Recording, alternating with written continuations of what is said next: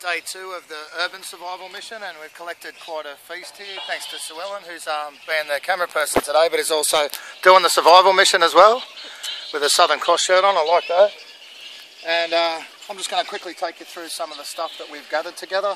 I just went into the scrub here at Avoca, and I got this rough tree fern frond. It sometimes gets called fiddlehead, and it's not difficult to see why they call it a fiddlehead. Now, it's really important when this opens up, the rules, the LORE, the law when it comes to this, is once it starts to get little branchlets on the side and open right up, it becomes carcinogenic.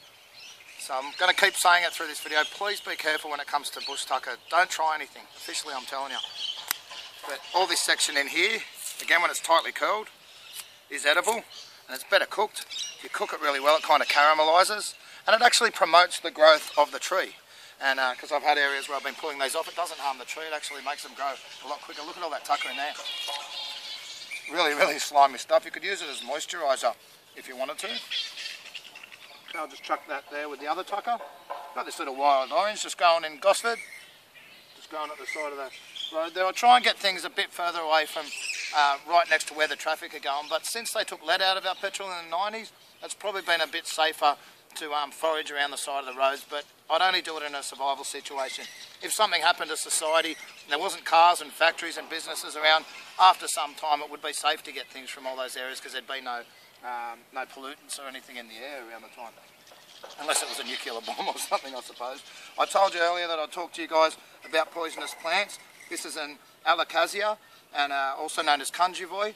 Spelt the same as the conjuvoi that you use as bait on the coastal areas. This is dead set poisonous. Okay, if you eat a certain amount of this leaf, you could actually die. So you've really got to know what you're doing when it comes to bush tucker. I'll keep reiterating that. Be careful. This looks a bit like taro leaves, of which there's about 400 different species. This is a cousin of taro, and the root can be eaten after careful preparation. I won't go into all that now. This is trifolium and type of clover. As you can see, it's a very close cousin here. This is standard clover. Is edible. So you want to be careful when you're collecting weeds. I've asked a few of the locals around here in the Bush Clear group, whether they spray anything with poison. And looking at all the introduced species in this area, I don't think they have sprayed this area with poison. But red clover is a stimulant. Bodybuilders use it to build muscle. It's got something in it which promotes testosterone in the body, and it's also got a bit of an upper in it. So I wouldn't say at all it's a narcotic. It's just it gives you a bit of a boost and a good thing to have on a survival mission. Here's some Rumex, just some dock, which has got a nice lemony taste. It does have quite a high level of oxalic acid in it, so you want to be quite careful if you had really bad gout or arthritis. It could affect that really badly. Moving right along, Areobotria or locot, introduced from Asia. In Japan they call it biwa. Look at all that beautiful flesh. You can eat it with the skin on. It's a bit sour, but without the skin it's delicious. A cross between a pear and a lemon. It's really, really hard to describe, but beautiful, juicy flesh in that. Reasonable levels of vitamin C. The leaves of this plant, common name locot, have been used to treat a rare type of leukemia. Also, got just a thistle here, a Scotch thistle, which have plenty of good food in there.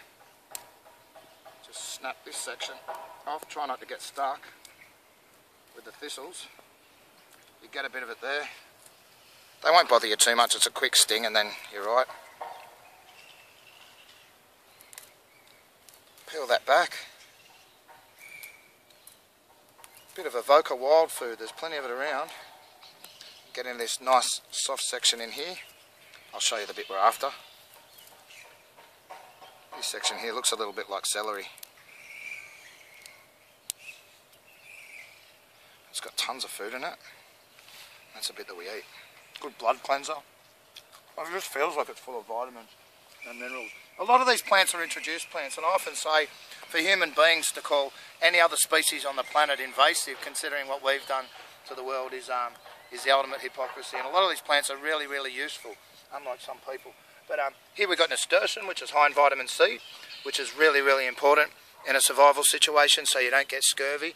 Without vitamin C, we can't hold onto our protein. We let it all out in waste. You can also eat the flowers. We've got these wild bananas. If you can just show that mad banana tree up there, please, Sue Ellen. As I might have showed you earlier, we got surrounded in bats behind us, but we won't be taking out any native animals, maybe a few fish on this thing, legally and lawfully, of course. And the mulberries that we've got here as well are really good. Mulberries is Morris alba is their botanical name, and sometimes gets called the silkworm tree. It belongs to the Moraceae family of the genus Morris. It's pretty low in calories in the big scheme of things, only 43 calories per 100 grams, but it's an excellent source of vitamin C, around 36.4 milligrams per 100 gram sample. It's got a reasonable amount of iron for a plant. It's got 1.85 milligrams per 100 grams, which isn't too bad. They're rich in vitamin B complex group of vitamins, and also vitamin K. Good amounts of vitamin B6, niacin, riboflavin and folic acid, which helps the body's metabolic rate to help you absorb your carbohydrates and all that. So really, really good ones to know, and really delicious. Yum. Alright, that'll do me for now.